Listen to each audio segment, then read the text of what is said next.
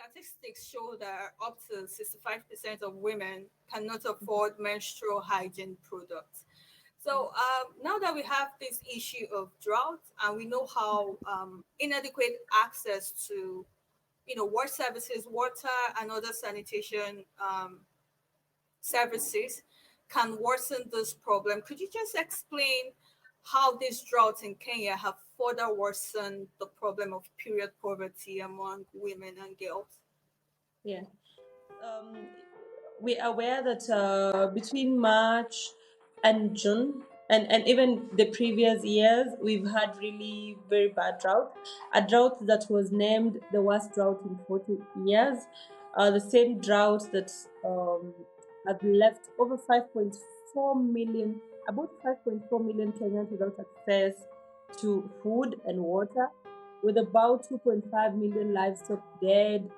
And and I was just reading and just realized that from a report from WHO and UNICEF that have access to drinking water than access to water for sanitation. That was like something interesting for me to learn. And now that I work with the communities and we see what happens is that when when you don't even have for example, my community, we moved from fighting to have access to clean and safe water for use to just fighting to have any kind of water, because now there's lack, there's total lack. So when other people elsewhere are fighting to have a clean and safe water, we're just fighting to have any kind of water. So and that tells you how sanitation and hygiene is affected. Most girls do not have access to menstrual products.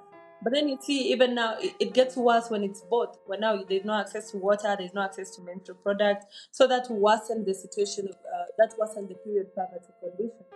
And like you mentioned in the introduction, they have to resolve to using leaves, some blankets, dig a hole and just sit there. And because I also get to interact with so many young people who are trying to help in the same, and you realize that the things that we may think are unimaginable are the things that are actually happening.